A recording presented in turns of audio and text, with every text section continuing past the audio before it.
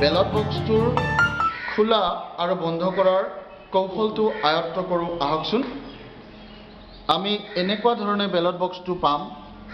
হাফৰ বন্ধ অৱস্থাত এইখিনিত এটা হোল আছে, বৰ্তমান নেদেখা অৱস্থাত। ইয়াক যদি মই এনেকৈ টানি দিওঁ, দেখা পোৱা যায় এটা হোল। এই হোলটোৰ ভিতৰ ফালে এডাল লিভাৰ আছে। সেই লিভাৰডাল আঙুলিৰে এইফাললৈ আমি যদি টানি দিওঁ, তেতিয়া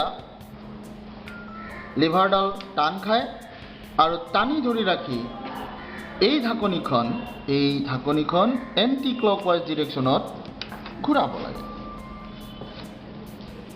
আপোনালোকে দেখিলে সম্পূৰ্ণ এপাক ঘূৰিলে আৰু অলপ ঘূৰাব লাগে, এটা বৰফিৰ আকৃতিৰ ছিদ্ৰ পালেগৈ। এই মুহূৰ্তত আপুনি ঢাকনিখন দাঙি দিয়ক, দেখিব বক্সটো আৰামত খোলা গৈছে।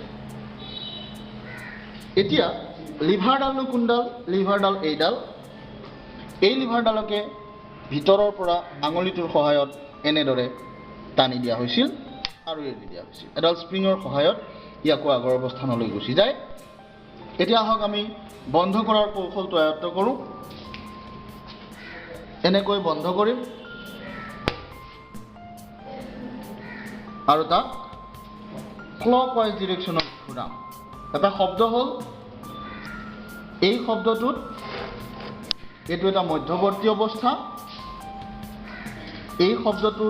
এই মধ্যৱৰ্তী অৱস্থাটোত নিৰ্বাচনৰ সময়ছোৱাত ইয়াক ৰখা হয়।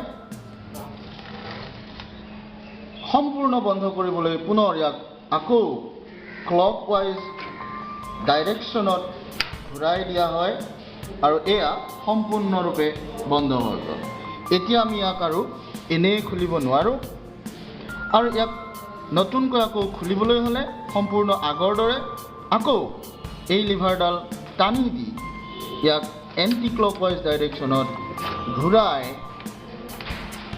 বৰফিৰ আকৃতিলৈ ছিদ্ৰটো আনি ঢাকনিখন দাঙি দিলেই অনায়াসেই খুলি যাব।